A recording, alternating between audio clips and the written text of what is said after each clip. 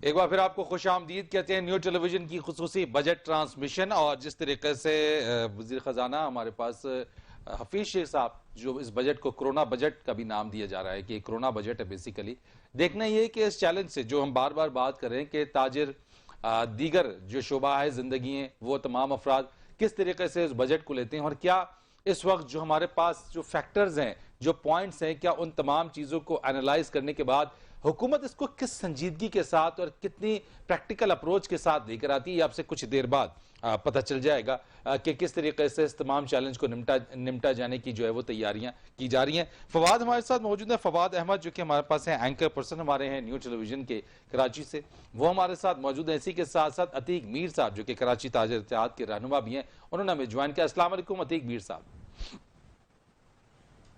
वालेकुम अस्सलाम। बहुत शुक्रिया मीर साहब। ये जरा मुझे बताइएगा सबसे पहले कि आज जो बजट आ रहा है और जिस तरह के चैलेंज से हमारी हुकूमत गुजर रही है, आपको क्या तवक्कुआत वाबस्ता हैं इस बजट से? कि मैं ये समझता हूँ, आपने खुद ही जिस तरह भी कहा कि ये कोरोना इफेक्टेड बजट है और इसमें यकीनन हुकूमत, अवाम, ताजिर, सनतकार सब मुतासरीन में शामिल हैं। एक डिजास्टर में ये बजट आया है, जैसे किसी गमजदा माहौल में किसी की शादी की तकरीब हो।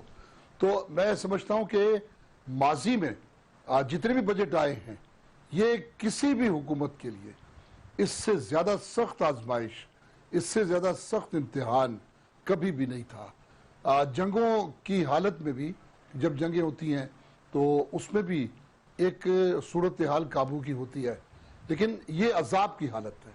इसमें यकीनन मैं ये समझता हूँ कि सारे बाग उजड़ गए तो कहाँ से फल मिलेगा, कहाँ से सब्जी मिलेगी। ये सूरत हाल आप देखें ना, मैशत को कोरोना खा गया, खेतों को टिड्डी दल खा गया। अब उस क्या रह जाता है इस मुल्क में। और मालियाती तबाही तो आपने देखा बजट से कबल भी थी। पिछले साल के बजट में एक बड़ा हदफ रखा गया महसूलात का, जो 5,500 अरब था। आपने देखा कि वो नहीं, उसका क्या हशर हुआ। इसी तरह 20 साल में जितने भी बजट्स आए हैं वो खसारे के बजट आए हैं। ये वाहिद बजट है जिसमें हमें सहारे की जरूरत है। इस वक्त तिजारत पिछले 2 माह के लॉकडाउन के अलावा भी मुतासरा थी और आपने देखा कि मालियाती ग्राफ गिरता चला गया। वक्त के साथ साथ पिछले 1 साल में शरह नमू जो थी तिजारत की, वो कहां पर आ गई। जो लेकिन मीर साहब आपने जो बात की है कि सहारे की हमें जरूरत है, अब देखिए एक तो ये किस तरह, ये सहारा किस तरीके का हो, क्योंकि जैसे अब लॉकडाउन हुआ, गवर्नमेंट ने लॉकडाउन भी फिर रमजान के आखिरी अशरे से पहले ही लॉकडाउन को जो वो ईज अप भी किया। स्मार्ट लॉकडाउन की भी हमारे पास टर्मिनोलॉजी हमने देखी, लोग बाजारों में भी गए, मार्केट भी खुली, एसओपीज की भी हमने बात किया और फिर हमने ये भी प्रोजेक्ट किया कि जुलाई अगस्त के अंदर, जून जुलाई के अंदर तकरीबन हमारा पीक भी होगा। अब ऐसी सूरत हाल के अंदर हमारे पास एक ऐसी सूरत हाल है जिसमें मईशत भी जरूरी है और इंसानी जान भी हमारी जरूरी है। दोनों ही हमारे पास जो है वो जरूरी है, कोई भी कम नहीं है, दोनों की इंपॉर्टेंस इक्वल है। मुझे बताइएगा जरा कि ये सहारा किस तरीके का हो, हुकूमत की तरफ से या फिर नए मौके ढूंढ कर हम ये सहारा अपने लिए खुद पैदा कर सकते हैं? हर वो शख्स, देखिए एक अलमिया है कि जैसे एक आदमी की टांग टूटी है, बैसाखी भी टूट जाए। ये सुख सूरत हाल ही है। हम उससे, उस लंगड़े से, वो लंगड़ा किसी को क्या सहारा देगा। इसी तरह हम नहीं समझते हुकूमत के पास कुछ है हमें देने के लिए, सिवाय एक कुदरती तौर पर जो इस आफत के नतीजे में वो जो एक नौसत के साए हर साल बजट पर मंडलाते थे, वो IMF के सूदी कर्जों का एक बोझ था और उसकी शराइत भी थी। 1 साल के लिए मुखर हो गया तो हमें कम से कम 40% से ज्यादा जो हमारे महसूलात में सूद के लिए रकम अलग की जाती थी, वो एक सहारा हो गया। लेकिन साथ ही हमारी आमदनी भी कम हो गई। मैंने कहा ना कि खेत जल चुके, कारोबार तबाह हो चुके। टैक्स, यकीनन टैक्स की शरह में कमी आएगी, महसूलात की अदायगी में कमी आएगी और हुकूमत एक ऐसा वजूद है, एक जो जाहिर है कि शरियानों में खून होगा तो जिंदा रहेगा। हुकूमत के लिए भी मुश्किलात हैं। ये आपने जैसे सारे की के बाबत मुझसे पूछा, मैं ये कहता हूं कि जब डिजास्टर होता है तो हम डिपेंडेंट किसी एक ताकत पर नहीं होते, हम हुकूमत पर डिपेंडेंट नहीं है। मैं पूरे मुल्क के अवाम से, पूरे मुल्क के ताजरों से, पूरे मुल्क के सनतकारों से कहता हूं कि जो शख्स अपने से निचले दर्जे पे सहारा देने की पोजीशन में है, ठीक, उसे बाहर आना चाहिए। इसलिए ये मुल्क रहेगा, इसकी माली हैसियत, इसकी माशी सूरत हाल बेहतर होगी, हम आगे जाएंगे, वरना ये अजाब तो मुझे नहीं लग रहा। ठीक है। जो आपने बात, मैं आपने जो बात की है, मैं आपकी इसी बात को जरा आगे बढ़ाते हैं। फाद साहब, मैं आपकी तरफ आने से पहले जरा डॉक्टर शाहिद हसन सिद्दीकी साहब हमारे साथ मौजूद हैं, माहिर माशियात हैं, जरा इस बजट के हवाले से इनसे भी बात करते हैं। मैं आपकी तरफ फिर आता हूँ। डॉक्टर साहब अस्सलाम वालेकुम। जनाब, बहुत शुक्रिया। डॉक्टर साहब, ये फरमाइएगा जरा कि आज जो बजट आ रहा है, जो पेश किया जाने वाला है, ये जो कोरोना बजट भी जिसका नाम दिया गया है, क्या तवक्कुआत हैं वैसे आपकी इस बजट से? देखिए, बुनियादी तौर पर जो सोच मुझे अभी तक नजर आ रही है, उससे तो ये लगता है कि जो हमारी मईशत को संगीन चैलेंजेस दरपेश हैं और जो आवाम की तकालीफ हैं और जो बेरोजगारी का मसला है, उसको हल करने के लिए जिन वसाइल की जरूरत थी, वो वसाइल मुझे लगता नहीं है कि ये हासिल करने के लिए कुछ तगो-दो कर रहे हैं। उसकी बुनियादी वजह यह है कि जब तक वो ये तस्लीम नहीं करेंगे कि 2019 का जो माली साल था और फरवरी 2020 तक जो हमारे आदाफ थे वो हासिल नहीं हो सके, बल्कि उससे खराब रहे जो इनको विरसे में मिले थे। तो जब आप उन खराबियों को दूर करने के लिए कोई हिकमत अमली वजह उस वक्त तक नहीं कर सकते जब तक आप उसको तस्लीम ना करें, तो फिर ऐसा तो वो तो उसको भी कामयाब अपने दौर को करार दे रहे हैं। हालांकि हमारे बिल में है, आपके बिल में है कि 2019 में जो इनकी शरह नमू थी वो 1.9 जो थी फीसद, वो पिछले 59 वर्षों में सबसे कम थी। और 2020 फरवरी तक जो हमारे आदाद शुमार थे वो ये थे कि 60 वर्षों में फिफ्थ खराब तरीन ये रहेगी। तो अभी लेकिन इसमें जो चीज हो सकती है बगैर पैसा लगाए वो है रोजगार, और यही मेरे ख्याल से सबसे बड़ा मसला है। और ये मैं समझता हूँ कि बगैर बजट में 1 रुपया खर्च किए ये मसला हल हो सकता है, बशर्ते कि स्टेट बैंक और हुकूमत एक पॉलिसी बनाए और वो ये कहें कि जी पाकिस्तान में लाखों प्लम्बर, इलेक्ट्रीशियन, कारपेंटर, छोटे किसान, मैकेनिक और घरेलू खवातीन, उनको आप 2 लाख रुपए तक कर्जा दें अपने रोजगार की फरहमी के लिए, वो अपना काम खुद करें, सेल्फ फाइनेंसिंग। अभी तक वो इसलिए नहीं होता कि ये कहते हैं कि जी बैंक कहते हैं कि आप हमें इक्विटी दें, वो उनके पास नहीं है। डॉक्टर साहब एक ब्रेकिंग न्यूज आ रही है, उसके ऊपर हम ब्रेक ले लेते हैं जरा सा, हम उसके बाद आते हैं, जरा आपसे इसी चीज के ऊपर बात करते हैं। जरा जी न्यूज स्टूडियो की तरफ चलते हैं। एक बार फिर आपको खुश आमदीद कहते हैं न्यू टेलीविजन की खुसूसी बजट ट्रांसमिशन, और बात हम कर रहे हैं चैलेंजेस के ऊपर कि किस तरीके से आज का बजट होगा, किस तरह के चैलेंजेस हैं, हुकूमत किस तरीके से इससे निमर्द आजमा होगी, और आइंदा आने वाले दिनों में मईशत की जो शक्ल है, जो सूरत हाल है, वो कैसी होगी, इस पर बात करते हैं। फाद साहब, ये जो बात हम कर रहे थे इस वक्त डॉक्टर शाहिद हसन सिद्दीकी साहब भी मौजूद थे, अतीक मीर साहब ने भी बात की है। मजमूई तौर के ऊपर आप क्या समझते हैं कि इस सिचुएशन में जो हमारे पास प्रोजेक्टाइल है, जो प्रोजेक्टेड सिचुएशन रही है कोविड की अभी तक, और जो बताया जा रहा है कि जून जुलाई हमारा मजीद पीक होगा, माशी तौर के ऊपर कोई भी मुल्क जो है वो मईशत अगर उसकी स्ट्रांग होती है, मईशत बेहतर होती है, तो वो उसकी वजह से आगे भी चल पड़ते हैं। आप नहीं समझते कि इस सिचुएशन के अंदर ओवरऑल अगर हम हुकूमत की कारकर्दगी की बात करें या फिर आवाम को देखें, तो आवाम में एक मायूसी सी भी है, और एक अगर हम किस लोगों से जब बात करते हैं तो वो मायूस काफी ज्यादा नजर आते हैं। आज का बजट क्या लोगों की मायूसियों को दूर करने में कोई मददगार साबित हो सकेगा? देखिए, मैंने फरीद पहले भी ये कहा कि हमारा बजट जो है ना वो 3-4 मखसूस चीज़ों के गिर्द घूमता है, और वो ऐसी इस्तिलाहात होती हैं कि जिससे आम आदमी का कोई लेना देना नहीं होता। आम आदमी उसको समझ भी नहीं पाता कि ये क्या बातें हो रही हैं, कौन सी चीज़ असम्बली के अंदर पेश हुई है, बजट क्या पेश हुआ है। बस एक सिगरेट पीने वाला ये देखता है कि सिगरेट के ऊपर नए टैक्स नहीं लगे, जो छोटी मोटी चीज़ें खरीदने वाला है वो देखता है कि उनके ऊपर टैक्स नहीं लगे, सरकारी आदमी देखता है कि मेरी तनख्वाह में इजाफा हुआ है नहीं हुआ, प्राइवेट आदमी देखता है कि इनकम टैक्स में जो है वो कोई इजाफा तो नहीं हो गया जिससे मेरी तनख्वाह जो पहले ही कम थी उसमें मजीद कटौती हो जाए।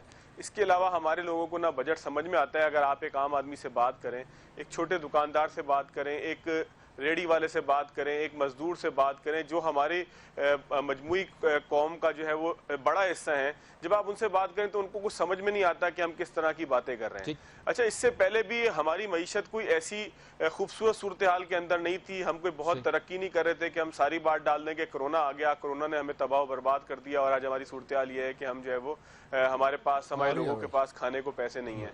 वेलफेयर स्टेट की बात अगर हम करें तो हमारी वेलफेयर स्टेट कभी उस हिसाब से थी नहीं। कभी बेनजीर इनकम सपोर्ट प्रोग्राम में आपने किसी को 25,000 रुपए दे दिए, कभी जो है वो आपने एक महीने के 3,000 रुपए दे दिए कि जिससे जो है वो रोजाना के 100 रुपए का नवेद कमर साहब ने वो बात तो करी दी ना कि हमारी तो एक सिक्योरिटी स्टेट रही है, तो हमने हमेशा दफा और उस चीजों के ऊपर हमारा पैसा ज्यादा जाता रहा है। हमने वेलफेयर के हवाले से वैसे कभी काम किया भी नहीं। मतलब देखें ना, दिफा के हवाले से अगर आप बात करें तो दिफा तो एक जरूरी चीज है। जिस तरह के हमें मारूजी हालात का सामने करना पड़ा, अफगानिस्तान के अंदर इंटरफेरेंस रही, तो दिफा तो हमारी मजबूरी हमेशा से रहा है। कभी हिंदुस्तान की तरफ से शरारत होती है, कभी जो है वो हम देखते हैं कि हमारे बलूचिस्तान और जो वजीरिस्तान के इलाके हैं, दोनों जानिब दोनों रुख जो है हमारे वो मुतासिर होते हैं। तो वो एक अलग बिल्कुल एक पहलू है, लेकिन हमने कभी वेलफेयर स्टेट बनने की कोशिश भी नहीं की। 3,000 रुपए किसी फर्द को दे देना और उसके ऊपर शादियाने बजाना कि हम बहुत कामयाब हो गए। और वो 3,000 के अंदर भी हमने देखा कि कराची से खैबर तक लाइनें लगती हैं, लोग अपनी इज्जत नफ्स को कुर्बान करते हैं, लोग जो है वो कोरोना के SOPs को बिल्कुल तहोबाला कर देते हैं और उसके बाद उनको 12,000 रुपए मिलते हैं 3 महीने के लिए, 3-4 हजार रुपए पर मंथ के हिसाब से। तो अगर इसको हम वेलफेयर कहते हैं तो भाई ऐसी वेलफेयर से बेहतर है कि आप लोगों के लिए कुछ ना करें, उनके ऊपर एहसान ना करें, बल्कि कुछ और जगहों पर सब्सिडी दे के, बिजली के बिलों में, गैस के बिलों में, मतलब आप जिस किस्म की 50 यूनिट और 100 यूनिट वालों की सब्सिडी देना चाहते हैं उसमें तो 2 पंखे नहीं चलते। तो हम किन हालात के अंदर रहते हुए सारी बात करते हैं, लोगों की बात जब हम करते हैं तो उनके लिए तो कुछ नजर नहीं आता। हर फर्द यहाँ पर ये चाहता है कि मैं जो काम कर रहा हूँ, मतलब हमने देखा कि प्रेस क्लब के बाहर मुख्तलिफ तंजीमें आती हैं, अपने मुतालबात लेकर आती हैं, जिसके अंदर दूसरे के मुतालबात को दबाकर अपने मुतालबात को मनवाने की बात होती है। तो मजमूई तौर पर जो हमारा एक मिजाज बन गया है कि हम सिर्फ अपनी बात करके हमारी दुकान खुल जाए, बाकी किसी का कारोबार चले ना चले, तो ये मामले के अंदर ऊपर से लेके नीचे तक एक अप्रोच है। और इस अप्रोच के अंदर जो हम ये कह लें कि किसी को कोई रिलीफ मिलेगा, तो ऐसा ना पहले कभी हुआ है ना इस बजट के अंदर होगा। अच्छा, तकाबली अगर कंपैरेटिव एनालिसिस अगर करें फवाद, अगर हम कंपैरेटिवली हम देखते हैं, देखिए तकाबली जायजा बड़ा जरूरी है किसी भी चीज को अपनी समत का तयन करने के लिए। वो तकाबली जो कंपैरेटिव एनालिसिस होता है वो बड़ा जरूरी है, और इसमें कोई मायूब बात भी नहीं है कि अगर PTI की हुकूमत ये कहे कि जनाब आप हमारा मवाजना जो है वो माजी की हुकूमतों से ना करें, या हमें तो आए हुए अभी 2 साल हुए, या हमें तो हुकूमत मिली ही पहली मरतबा, या फिर हमें मईशत मिली ही ज़बू हाली की मद में, या हमारे पास तो खजाने में या हमारा कर्ज ही इतना था। तो ये बेसिकली ये लेम एक्सक्यूजेज हैं, क्योंकि जब आप हुकूमत में होते हैं और हुकूमत संभालते हैं तो इसमें आपको पता होता है कि मईशत की सूरत हाल क्या है, आपके मुल्क जो है वो किस सब में जा रहा है। तो अगर हम कंपैरेटिव एनालिसिस करें इस चीज का माजी की हुकूमतों के मुकाबले में, तो जो ग्रोथ रेट रही है फवाद, क्या आप समझते हैं कि वो कोई हौसला अफजा कारकर्दगी रही है इस हुकूमत की? देखिए जी, 2 चीजें हैं। एक तो हम जो भी बार बार बात हो रही थी, थोड़ा सा मैं उसके ऊपर बात कर लूं कि जी कोरोना शायद 3 महीने रहे, 4 महीने रहे। मैं एक बात बिल्कुल इसके ऊपर क्लियर होना चाहिए सबको कि पाकिस्तान जैसे मुल्क में जहां आदादो शुमार उस तरीके से कम्युनिकेट होकर किसी एक जगह पर बहुत अच्छी सूरत में जमा ना हो रहा हो, जहां पर जो है वो मवासलाती राब्ते और आवाम का लाइफ स्टाइल इस तरीके का हो कि वहां पर बहुत ज्यादा रिपोर्टिंग का मामला ना हो। मतलब ये कोई साउथ कोरिया नहीं है, इटली नहीं है कि यहाँ अगर कोई शख्स बीमार हो रहा है तो वो बता रहा है हुकूमत को कि मैं बीमार हो गया। यहाँ तो मरने के बाद लोग डेथ सर्टिफिकेट भी शायद ना बनवाते हो। इस तरह का डॉक्यूमेंटेड इकोनॉमी तो एक दूर की बात, हमारी पूरी डॉक्यूमेंटेड सोशल सर्किल ही नहीं है। सोशल जो लाइफ का गुजारने का तरीका है वो डॉक्यूमेंटेड है ही नहीं। तो इसलिए हम नहीं कह सकते कि हमारे यहाँ जो है वो किसी सॉफ्टवेयर में डालकर आप बता देंगे कि जी मई के वस्त में, फिर कहेंगे जून के वस्त में, फिर कहेंगे कि जुलाई के वस्त में। मतलब कोई आर्टिफिशियल इंटेलिजेंस हमारे मुल्क के मामलात को शायद इतनी जल्दी समझ ना सके, क्योंकि इसके हमारे पास रियल टाइम डेटा नहीं है। हमारे पास जो रिसर्च है, डेटा है, वो प्रॉपर नहीं है। इसलिए हम कह नहीं सकते कि कोरोना हमारे यहाँ कब जाएगा, इसका पीक कब होगा। ये यूरोप के मुल्कों के अंदर और बाकी किसी तरक्की याफ्ता मुल्क में तो समझ में आता है। दूसरी बात आपने की कि जो कोरोना के बाद जो सारी सूरत हाल है उससे हम जो है वो किस तरीके, यही मेरा ख्याल है आपने पूछा था कि कोरोना के बाद हम किस तरीके से आगे चलेंगे। और अतीक मीर साहब ने भी बताया कि इस वक्त तो लोगों के पास खाने को नहीं है। तो हमें ये देखना होगा कि कोरोना के पूरे इम्पैक्ट के बाद अब आने वाले वक्तों में लोगों को, आम आदमी को रिलीफ किस तरीके से देना है। जब तक आम आदमी के रिलीफ की बात नहीं होगी तो चंद बड़े इदारों को कर्ज दे देना, चंद बड़ी फैक्ट्रीज को कर्ज दे देना, उनके लिए आसान अकसाद पर जो है वो कर्ज दे देना, ये तो फिर आप समझें कि पैसा ऊपर से ही दूध की बालाई की तरह समट के किसी मखसूस तबके की जेब में चला जाएगा। तो आपको ऐसे इकदाम करने पड़ेंगे, बजट के अंदर भी ऐसी चीजें लेकर आने पड़ेंगी। तकाबली जायजे की जो आप बात कर रहे थे, हमारे यहाँ तो ये एक्सक्यूज ही हमेशा होता है कि जी पीछे से ऐसे छोड़ गया तो अब हम कैसे करें। हमने क्या किया बुनियादी तौर पर मैं इस मामले में समझता हूं कि पीटीआई के अंदर की हुकूमत के अंदर जो तर्ज हुक्मरानी में एक चीज जो है जो लेक करती रही, पिछले पे इल्जाम लगाना तो एक अपनी जगह एक सभी लगाते रहे हैं, इससे पहले जो हुकूमतें थी वो भी लगाते रहे, लेकिन पीटीआई ने चैलेंजेस अपनी जगह थे, एफएटीएफ का चैलेंज था, आईएमएफ का चैलेंज था, वो ठीक है कि अपनी जगह थे, लेकिन पीटीआई की हुकूमत ने जो जमीनी सूरत हाल थी उसको देखे बगैर बहुत सारे फैसले किए। हमने अपने लोगों का ये देखा नहीं कि हमारी तो अक्सर डीलिंग ही कैश के अंदर है, हम लोगों को बजाय इसके कि आहिस्ता आहिस्ता रागिब करते, सरमायाकारों को रागिब करते कि अपने पैसे को, अपनी इन्वेस्टमेंट को थ्रू प्रॉपर चैनल लेकर जाएं। डॉक्यूमेंटेशन की तरफ बात करें, डॉक्यूमेंट इकोनॉमी की जो बात आपने की है वो बड़ी इंपॉर्टेंट एलिमेंट है। वो हमने उसके अंदर क्या किया फरीद भाई, हमने कोशिश ये की कि हम जो है वो डंडे के जोर पर चीजों को ठीक कर दें। हम ताजरों को कह दें कि जी एनआईसी लेना शुरू कर दें 50,000 की खरीदारी के ऊपर। हम जो है वो यहाँ पर कहना शुरू कर दें कि जी बैंक की ट्रांजैक्शन को ऐसे और ऐसे होना चाहिए। तो नतीजा ये निकला कि रियल एस्टेट सेक्टर जो हमारा बड़ा सेक्टर था उसमें इन्वेस्टमेंट रुक गई, लोगों ने पैसा होल्ड कर लिया, क्योंकि पैसा, ये जो डॉक्यूमेंटेड इकोनॉमी का मामला है ये कई सालों के ऊपर मुहित हो तो जाकर हम ऐसी चीज फराहम कर सकते हैं कौम को कि वो तमाम चीजें डॉक्यूमेंटेड हो, पेपर के ऊपर मौजूद हो, रिकॉर्ड पर मौजूद हो। यहाँ तो जो हिजरत करके लोग आए थे, अपने साथ सोना लेकर आए थे, वो आज तक अपने बच्चों को चढ़ाया जाता है, उसकी कोई डॉक्यूमेंटेशन नहीं है। तो हमारे यहाँ तो प्रॉपर्टी का कोई ऐसा रिकॉर्ड नहीं है। प्रॉपर्टी की वैल्यूएशन का हमेशा से मामला रहा है कि हम बेचने वाला और खरीदने वाला दोनों इस बात पे राजी होते हैं कि प्रॉपर्टी की कीमत कागज में कुछ और होगी और ओरिजिनल में कुछ और होगी। जरा अतीक साहब से भी जरा लेते हैं, आपने बात बड़ी दुरुस्त कही और ये बड़ा डिलेमा रहा कि डॉक्यूमेंटेड इकोनॉमी, कि आप अगर ताजरों को भी अगर आप डॉक्यूमेंटेशन की तरफ लाने की जो एक कोशिश रही गुज़िश्ता अरसे के दरमियान, उस तमाम कोशिश को यकदम वो जिसे कहते हैं कि शाही फरमान के जरिए इंप्लीमेंटेशन की कोशिश की गई। तमाम चीजों को स्टेप बाय स्टेप चीजों को जब लिया जाए तो कामयाबी उसमें मिलती है। अतीक मीर साहब, ताजरों के लिए इस बजट के अंदर क्या आप समझते हैं कोई रिलीफ आने वाला है? कोई आपके पास मालूमात, कोई आपकी रिकमेंडेशन, सजेशन हुकूमत की, और कोई आपको यकीन दहानी करवाई गई है इस तरह के क्या कोई ताजिर बरादरी के लिए खास तौर के ऊपर कोई रिलीफ मिले, और फिर उस रिलीफ मिलने के बाद ताजिर बरादरी उस रिलीफ को क्या अवाम तक भी पहुंचाएगी या फिर रिलीफ अपने तक ही महदूद रखेगी? देखिए, मौजूदा हुकूमत ने कुछ प्रोग्राम्स जो शुरू किए हैं, जैसे ये 12,000 रुपये गरीब लोगों में, इस तरह दीगर जो कर्जा जात की जो एक पॉलिसी बनाई है, उससे हुकूमत का एक विजन तो नज़र आ रहा है कि वो रिलीफ देना चाहती है, लेकिन ये भी नज़र आ रहा है कि आपके दामन में है क्या। हम तो आपसे उस वक्त कुछ तवक्को रखें कि हम देखें कि आप खुद कितने आसूदा हाल हैं। तो टैक्सेशन का जो मामला वो रुका हुआ है, इस वक्त तकरीबन 40% ज़्यादा लोगों ने यूटिलिटी बिल्स जमा नहीं कराए हैं, उनकी इस्तात ख़त्म हो गई। वक्त के साथ साथ आज, क्योंकि आपने एक अच्छी बात की अभी कि अगर इकोनॉमी को भी बंद कर दिया जाए तो कोरोना देखें उसने हमारे 3 हिस्सों में वार किया है, हमें एक दहशत दी है। 22 करोड़ अवाम में कोरोना तो नहीं हुआ ना, लेकिन 22 करोड़ अवाम नफ्सियाती मरीज बन चुके हैं। इसी तरीके से मुआशी धचका जो लगा है, लाखों लोग बेरोजगारी की तरफ चले गए। ये अगर अभी लॉकडाउन ना खुलता तो मैं आपको यकीन के साथ कहता हूं कि सिर्फ कराची में 1 करोड़ लोग वो नौकरियों से हाथ धोकर घर बैठ जाते। ये लॉकडाउन के खुलने से लोग वापस अपनी नौकरी पर आए हैं। इसके बावजूद कि अब भी बहुत सारे कारोबार वो उस झटके से बाहर नहीं आ सके। तो मैं ये समझता हूं कि बजट में एक आम आदमी तो ये सोचता है कि अगर उसका किचन 20,000 रुपए में चलता था और इस बजट के बाद अब 19,000 में आ गया है, तो वो कहता है बजट अच्छा है। जिस अभी फवाद ने बड़ा अच्छा तज्जिया पेश किया, और अगर उसका बजट 21-22,000 पे चला जाता है तो वो कहेगा कि बजट बहुत खराब था।